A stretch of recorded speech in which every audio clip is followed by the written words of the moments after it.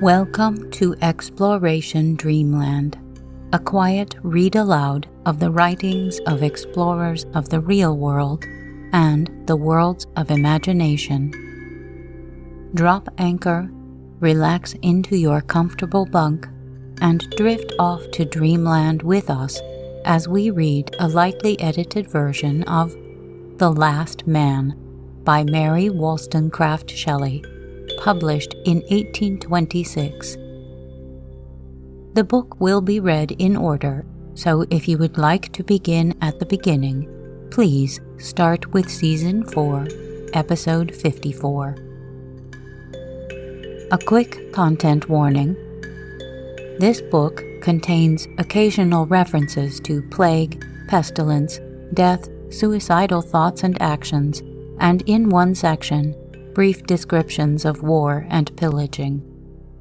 We will try to include specific warnings in the episode descriptions, but if you prefer to avoid these topics altogether, we recommend re-listening to our previous seasons or rejoining us for our next book. If you would like to stay in touch between episodes, you can follow us on Instagram or Facebook at Exploration Dreamland. If you have a moment to leave us a review on Apple Podcasts, it would help other listeners find us. You can also hear our episodes on YouTube. If you are listening there, please like our episodes and leave a comment for us. We'd love to hear from you. Now, take a deep breath in, and as you exhale, relax any tension in your muscles. Close your eyes, snuggle into your sleeping space, and listen to tonight's tale.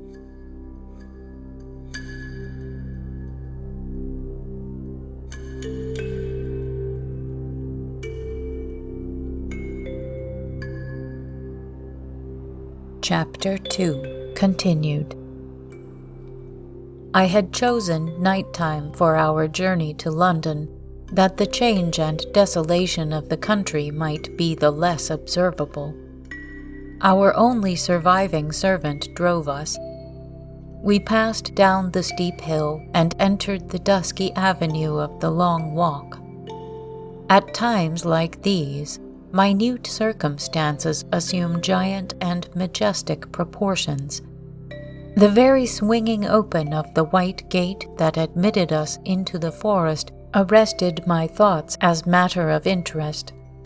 It was an everyday act, never to occur again. The setting crescent of the moon glittered through the massy trees to our right, and when we entered the park, we scared a troop of deer that fled bounding away in the forest shades. Our two boys quietly slept. Once, before our road turned from the view, I looked back on the castle. Its windows glistened in the moonshine, and its heavy outline lay in a dark mass against the sky. The trees near us waved a solemn dirge to the midnight breeze. Idris leaned back in the carriage. Her two hands pressed mine. Her countenance was placid. She seemed to lose the sense of what she now left in the memory of what she still possessed. My thoughts were sad and solemn, yet not of unmingled pain. The very excess of our misery carried a relief with it, giving sublimity and elevation to sorrow. I felt that I carried with me those I best loved.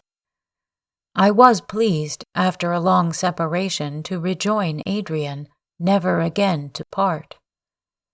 I felt that I quitted what I loved, not what loved me.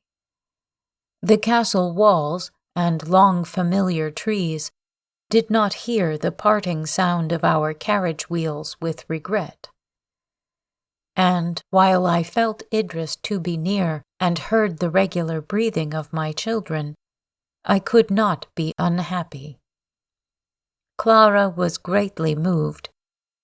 With streaming eyes, suppressing her sobs, she leaned from the window, watching the last glimpse of her native Windsor. Adrian welcomed us on our arrival. He was all animation. You could no longer trace in his look of health the suffering valetudinarian. From his smile and sprightly tones, you could not guess that he was about to lead forth from their native country the numbered remnant of the English nation into the tenantless realms of the South, there to die, one by one, till the last man should remain in a voiceless, empty world. Adrian was impatient for our departure and had advanced far in his preparations. His wisdom guided all. His care was the soul to move the luckless crowd who relied wholly on him. It was useless to provide many things, for we should find abundant provision in every town. It was Adrian's wish to prevent all labor, to bestow a festive appearance on this funeral train. Our numbers amounted to not quite 2,000 persons. These were not all assembled in London, but each day witnessed the arrival of fresh numbers, and those who resided in the neighboring towns had received orders to assemble at one place on the 20th of November. Carriages and horses were provided for all, captains and under-officers chosen, and the whole assemblage wisely organized. All obeyed the Lord Protector of dying England. All looked up to him. His council was chosen. It consisted of about 50 persons. Distinction and station were not the qualifications of their election. We had no station among us but that which benevolence and prudence gave, no distinction save between the living and the dead. Although we were anxious to leave England before the depth of winter, yet we were detained. Small parties had been dispatched to various parts of England in search of stragglers. We would not go until we had assured ourselves that in all human probability we did not leave behind a single human being. On our arrival in London, we found that the aged Countess of Windsor was residing with her son in the palace of the Protectorate. We repaired to our accustomed abode near Hyde Park. Idris now, for the first time for many years, saw her mother. Anxious to assure herself that the childishness of old age did not mingle with unforgotten pride, to make this high-born dame still so inveterate against me. Age and care had furrowed her cheeks and bent her form, but her eye was still bright, her manners authoritative and unchanged. She received her daughter coldly, but displayed more feeling as she folded her grandchildren in her arms. It is our nature to wish to continue our systems and thoughts to posterity through our own offspring. The Countess had failed in this design with regard to her children. Perhaps she hoped to find the next remove in birth more tractable. Once Idris named me casually. A frown, a convulsive gesture of anger shook her mother, and, with voice trembling with hate, she said, "I am of little worth in this world. The young are impatient to push the old off the scene. But, Idris, if you do not wish to see your mother expire at your feet, never again name that person to me. All else I can bear, and now I am resigned to the destruction of my cherished hopes. But it is too much to require that I should love the instrument that Providence gifted with murderous properties for my destruction." This was a strange speech, now that, on the empty stage, each might play his part without impediment from the other. But the haughty ex-queen thought as Octavius Caesar and Mark Antony, "We could not stall together in the whole world." The period of our departure was fixed for the 25th of November. The weather was temperate, soft rains fell at night, and by day the wintry sun shone out. Our numbers were to move forward in separate parties and to go by different routes, all to unite at last at Paris. Adrian and his division, consisting in all of 500 persons, were to take the direction of Dover and Calais. On the 20th of November, Adrian and I rode for the last time through the streets of London. They were grass-grown and deserted. The open doors of the empty mansions creaked upon their hinges. Rank herbage and deforming dirt had swiftly accumulated on the steps of the houses.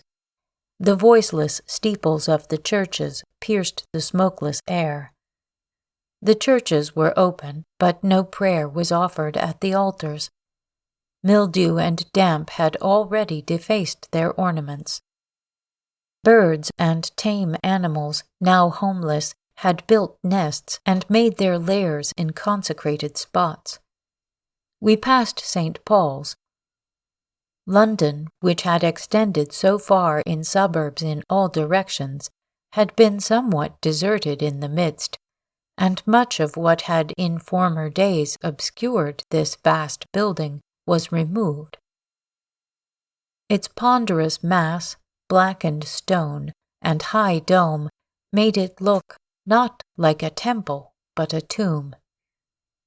Methought above the portico was engraved the Hic Jacet of England.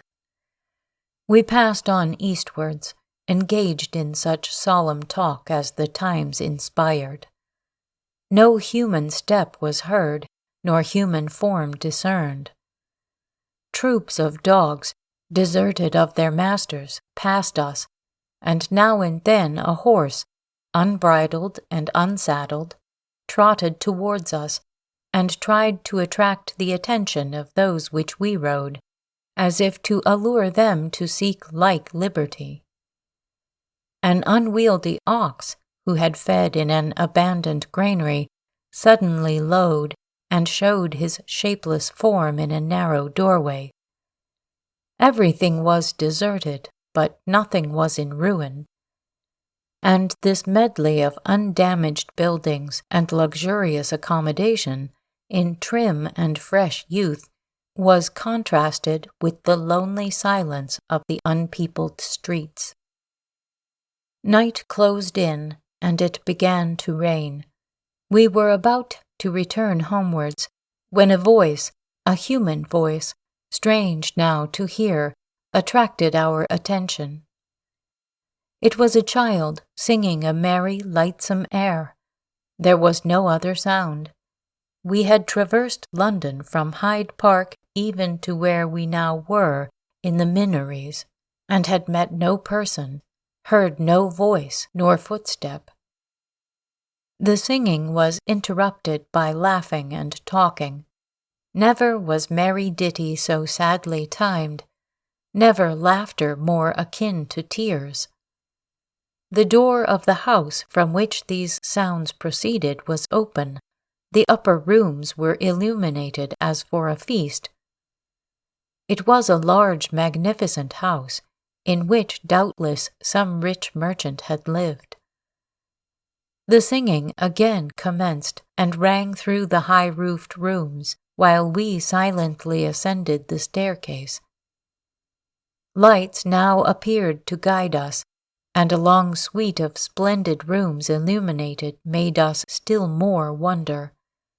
Their only inhabitant, a little girl, was dancing, waltzing, and singing about them, followed by a large Newfoundland dog, who, boisterously jumping on her and interrupting her, made her now scold, now laugh, now throw herself on the carpet to play with him. She was dressed grotesquely, In glittering robes and shawls fit for a woman, she appeared about 10 years of age. We stood at the door looking on this strange scene till the dog, perceiving us, barked loudly. The child turned and saw us. Her face, losing its gaiety, assumed a sullen expression. She slunk back, apparently meditating an escape. I came up to her and held her hand. She did not resist, but with a stern brow, so strange in childhood, so different from her former hilarity, she stood still, her eyes fixed on the ground. "What do you do here?" I said gently. "Who are you?" She was silent, but trembled violently. "My poor child," asked Adrian, "are you alone?" There was a winning softness in his voice that went to the heart of the little girl. She looked at him, then, snatching her hand from me, threw herself into his arms, clinging round his neck, ejaculating, "Save me! Save me!" while her unnatural sullenness dissolved in tears. "I will save you," he replied. "Of what are you afraid? You need not fear my friend, he will do you no harm. Are you alone?" "No, Lion is with me." "And your father and mother?" "I never had any. I am a charity girl. Everybody is gone for a great, great many days. But if they come back and find me out, they will beat me so." Her unhappy story was told in these few words. An orphan, taken on pretended charity, ill-treated and reviled, her oppressors had died. Unknowing of what had passed around her, she found herself alone. She had not dared venture out, but by the continuance of her solitude her courage revived. Her childish vivacity caused her to play 1,000 freaks, and with her brute companion she passed a long holiday, fearing nothing but the return of the harsh voices and cruel usage of her protectors. She readily consented to go with Adrian. In the meantime, while we descanted on alien sorrows, and on a solitude which struck our eyes and not our hearts, while we imagined all of change and suffering that had intervened in these once thronged streets, before, tenantless and abandoned, they became mere kennels for dogs and stables for cattle, while we read the death of the world upon the dark fane, and hugged ourselves in the remembrance that we possessed that which was all the world to us, in the meanwhile, we had arrived from Windsor early in October, and had now been in London about 6 weeks. Day by day, during that time, the health of my Idris declined. Her heart was broken. Neither sleep nor appetite, the chosen servants of health, waited on her wasted form. To watch her children hour by hour, to sit by me, drinking deep the dear persuasion that I remained to her, was all her pastime.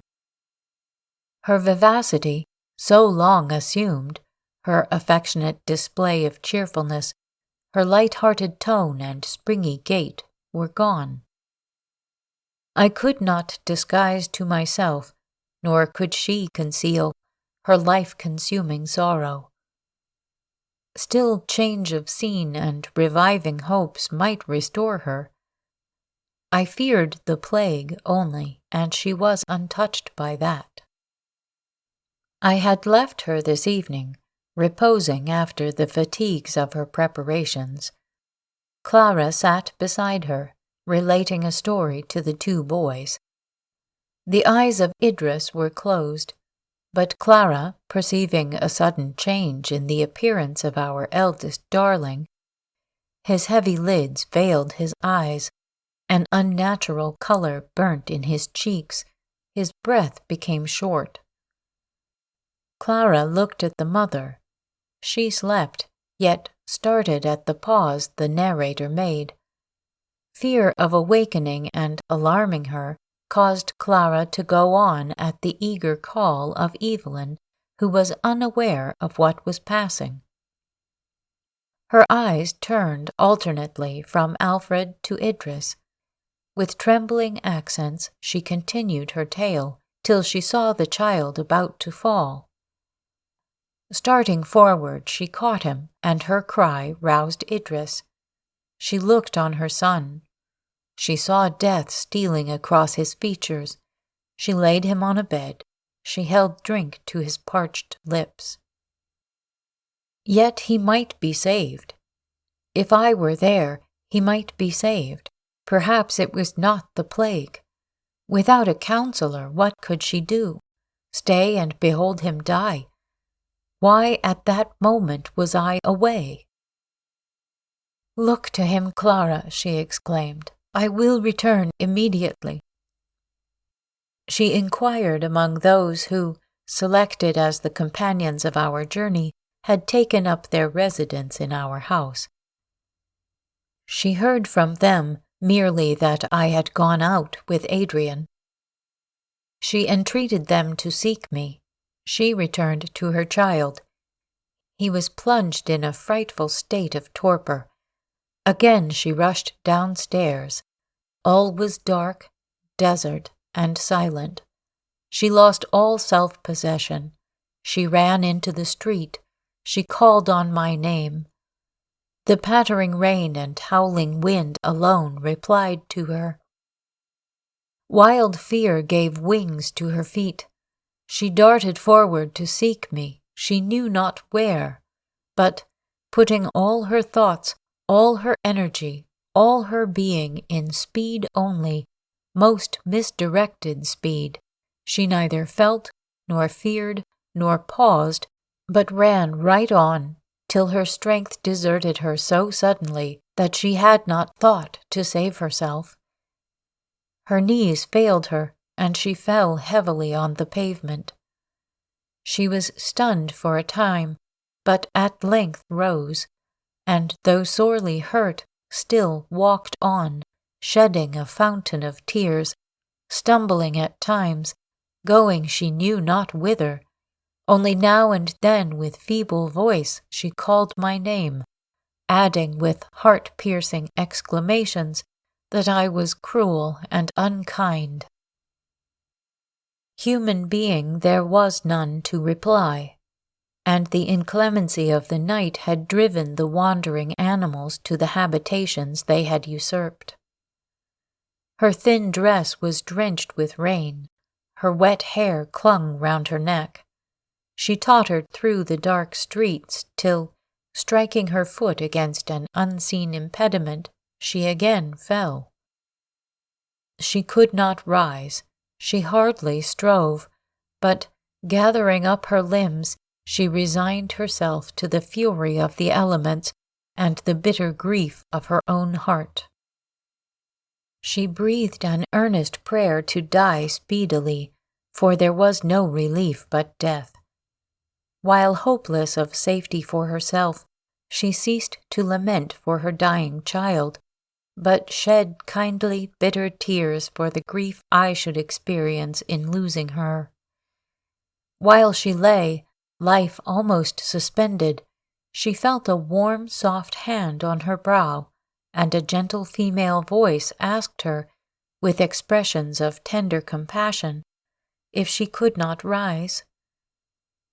That another human being, sympathetic and kind, should exist near, roused her. Half rising, with clasped hands and fresh springing tears, she entreated her companion to seek for me, to bid me hasten to my dying child, to save him, for the love of heaven, to save him. The woman raised her. She led her under shelter. She entreated her to return to her home, whither perhaps I had already returned. Idris easily yielded to her persuasions. She leaned on the arm of her friend. She endeavored to walk on, but irresistible faintness made her pause again and again. Quickened by the increasing storm, we had hastened our return. Our little charge was placed before Adrian on his horse. There was an assemblage of persons under the portico of our house, in whose gestures I instinctively read some heavy change, some new misfortune. With swift alarm, afraid to ask a single question, I leapt from my horse. The spectators saw me, knew me, and in awful silence divided to make way for me. I snatched a light, and rushing upstairs and hearing a groan, without reflection I threw open the door of the first room that presented itself. It was quite dark, but as I stepped within, a pernicious scent assailed my senses, producing sickening qualms, which made their way to my very heart, while I felt my leg clasped and a groan repeated by the person that held me. I lowered my lamp and saw a man half-clad, writhing under the agony of disease while he held me with a convulsive grasp. With mixed horror and impatience, I strove to disengage myself and fell on the sufferer. He wound his naked festering arms round me, his face was close to mine, and his breath, death-laden, entered my vitals. For a moment I was overcome, my head was bowed by aching nausea, till, reflection returning, I sprung up, threw the wretch from me, and darting up the staircase, entered the chamber usually inhabited by my family. A dim light showed me Alfred on a couch. Clara, trembling, and paler than whitest snow, had raised him on her arm, holding a cup of water to his lips. I saw full well that no spark of life existed in that ruined form. His features were rigid, his eyes glazed, his head had fallen back. I took him from her. I laid him softly down, kissed his cold little mouth, and turned to speak in a vain whisper, when loudest sound of thunder-like cannon could not have reached him in his immaterial abode. And where was Idris? That she had gone out to seek me and had not returned were fearful tidings, while the rain and driving wind clattered against the window and roared round the house. Added to this, the sickening sensation of disease gained upon me. No time was to be lost if ever I would see her again. I mounted my horse and rode out to seek her, fancying that I heard her voice in every gust, oppressed by fever and aching pain. I rode in the dark and rain through the labyrinthine streets of unpeopled London. My child lay dead at home. The seeds of mortal disease had taken root in my bosom. I went to seek Idris, my adored, now wandering alone, while the waters were rushing from heaven like a cataract to bathe her dear head in chill damp, her fair limbs in numbing cold. A female stood on the step of a door and called to me as I galloped past. It was not Idris, so I rode swiftly on, until a kind of second sight, a reflection back again on my senses of what I had seen but not marked, made me feel sure that another figure, thin, graceful, and tall, stood clinging to the foremost person who supported her. In a minute I was beside the suppliant. In a minute I received the sinking Idris in my arms. Lifting her up, I placed her on the horse.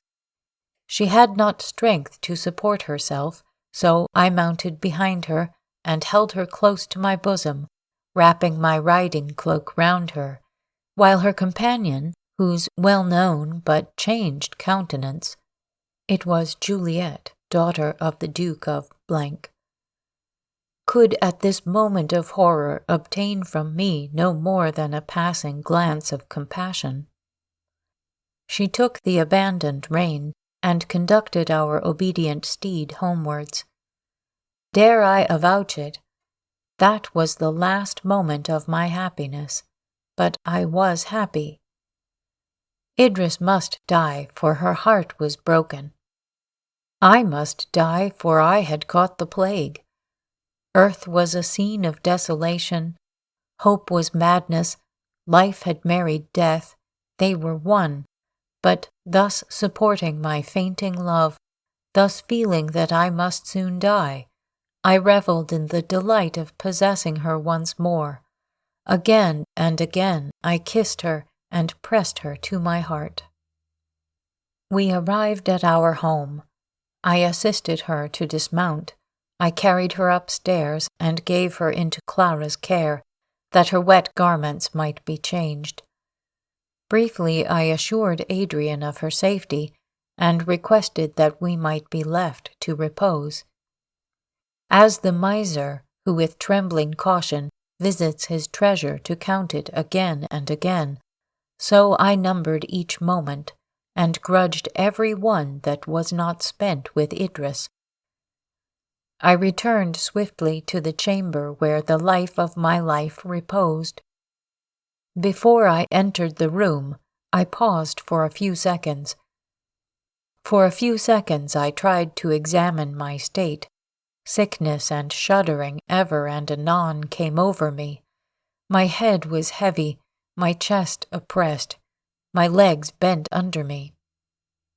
But I threw off resolutely the swift-growing symptoms of my disorder, and met Idris with placid and even joyous looks.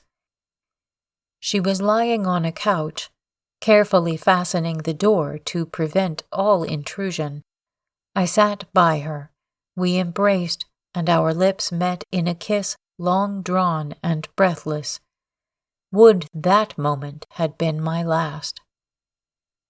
Maternal feeling now awoke in my poor girl's bosom, and she asked, "And Alfred?"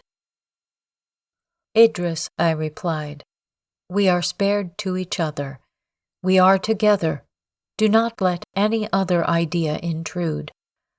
I am happy. Even on this fatal night, I declare myself happy beyond all name, all thought. What would you more, sweet one?" Idris understood me.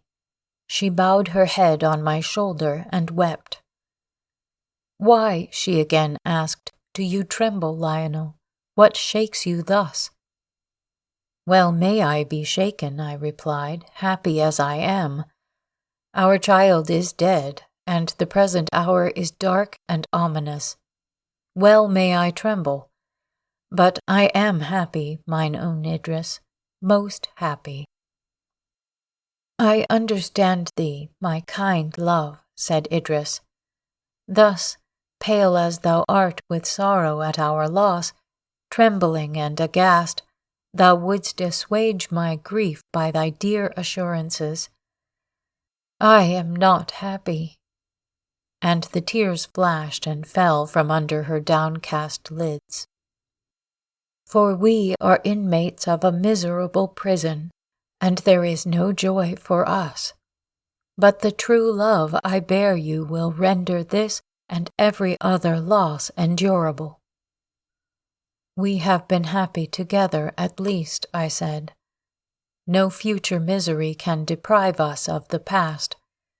We have been true to each other for years, ever since my sweet princess love came through the snow to the lowly cottage of the poverty-stricken heir of the ruined Verney. Even now that eternity is before us, we take hope only from the presence of each other. Idris, do you think that when we die we shall be divided?" "Die? When we die? What mean you?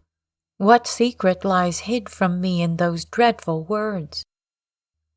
"Must we not all die, dearest?" I asked with a sad smile. "Gracious God, Are you ill, Lionel, that you speak of death? My only friend, heart of my heart, speak. I do not think, replied I, that we have any of us long to live, and when the curtain drops on this mortal scene, where, think you, we shall find ourselves? Idris was calmed by my unembarrassed tone and look. She answered, You may easily believe that during this long progress of the plague, I have thought much on death, and asked myself, now that all mankind is dead to this life, to what other life they may have been born? Hour after hour I have dwelt on these thoughts, and strove to form a rational conclusion concerning the mystery of a future state. What a scarecrow indeed would death be if we were merely to cast aside the shadow in which we now walk, and stepping forth into the unclouded sunshine of knowledge and love, revived with the same companions, the same affections, and reached the fulfillment of our hopes, leaving our fears with our earthly vesture in the grave. Alas! The same strong feeling which makes me sure that I shall not wholly die makes me refuse to believe that I shall live wholly as I do now. Yet, Lionel, never, never can I love any but you. Through eternity I must desire your society, and as I am innocent of harm to others, and as relying and confident as my mortal nature permits, I trust that the ruler of the world will never tear us asunder. Your remarks are like yourself, dear love, replied I, gentle and good. Let us cherish such a belief, and dismiss anxiety from our minds. But, sweet, we are so formed, and there is no sin if God made our nature to yield to what He ordains. We are so formed that we must love life and cling to it. We must love the living smile, the sympathetic touch, and thrilling voice peculiar to our mortal mechanism. Let us not, through security in hereafter, neglect the present. This present moment, short as it is a part of eternity, and the dearest part, since it is our own unalienably. Thou, the hope of my futurity, art my present joy. Let me then look on thy dear eyes, and, reading love in them, drink intoxicating pleasure. Timidly, for my vehemence somewhat terrified her, Idris looked on me. My eyes were bloodshot, starting from my head. Every artery beat, methought, audibly. Every muscle throbbed. Each single nerve felt. Her look of wild affright told me that I could no longer keep my secret. So it is, mine own beloved, I said. The last hour of many happy ones is arrived, nor can we shun any longer the inevitable destiny. I cannot live long, but again and again I say, this moment is ours. Paler than marble, with white lips and convulsed features, Idris became aware of my situation. My arm, as I sat, encircled her waist. She felt the palm burn with fever, even on the heart it pressed. One moment, she murmured, scarce audibly. Only one moment. She kneeled, and hiding her face in her hands, uttered a brief but earnest prayer that she might fulfill her duty and watch over me to the last. While there was hope, the agony had been unendurable. All was now concluded. Her feelings became solemn and calm. Even as Epicharis, unperturbed and firm, submitted to the instruments of torture, did Idris, suppressing every sigh and sign of grief, enter upon the endurance of torments, of which the rack and the wheel are but faint and metaphysical symbols. I was changed. The tight-drawn cord that sounded so harshly was loosened the moment that Idris participated in my knowledge of our real situation. The perturbed and passion-tossed waves of thought subsided, leaving only the heavy swell that kept right on without any outward manifestation of its disturbance, till it should break on the remote shore towards which I rapidly advanced. "It is true that I am sick," I said, "and your society, my Idris, is my only medicine. Come and sit beside me." She made me lie down on the couch, and, drawing a low ottoman near, sat close to my pillow, pressing my burning hands in her cold palms. She yielded to my feverish restlessness, and let me talk, and talked to me, on subjects strange indeed to beings who thus looked the last, and heard the last, of what they loved alone in the world. We talked of times gone by, of the happy period of our early love, of Raymond, Perdita, and Evgeni. We talked of what might arise on this desert earth if, 2 or 3 being saved, it were slowly repeopled. We talked of what was beyond the tomb, and, man in his human shape being nearly extinct, we felt with certainty of faith that other spirits, other minds, other perceptive beings, sightless to us, must people with thought and love this beauteous and imperishable universe. We talked, I know not how long, but in the morning I awoke from a painful heavy slumber. The pale cheek of Idris rested on my pillow. The large orbs of her eyes half raised the lids and showed the deep blue lights beneath. Her lips were unclosed, and the slight murmurs they formed told that, even while asleep, she suffered. If she were dead, I thought, what difference? Now that form is the temple of a residing deity. Those eyes are the windows of her soul. All grace, love, and intelligence are throned on that lovely bosom. Were she dead, would this mind, the dearer half of mine, be? For quickly the fair proportion of this edifice would be more defaced than are the sand-choked ruins of the desert temples of Palmyra.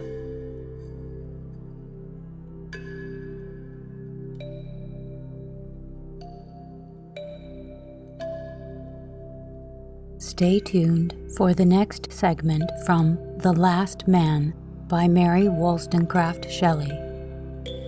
Please follow, rate, and review us on your favorite podcast app. Keep in touch with us on Instagram, Facebook, or YouTube, and recommend us to anyone you know who could use a quiet break or a little help falling asleep. Exploration Dreamland is produced, edited, and hosted by me, Sarah Van Zaley. A big thank you to Project Gutenberg for helping me find many interesting publications. Thanks also to Kevin MacLeod at Incompetech.com for providing the theme music for this show. The title of this piece is Kalimba Relaxation Music, if you would like to visit his website to hear it in its entirety. Sweet dreams.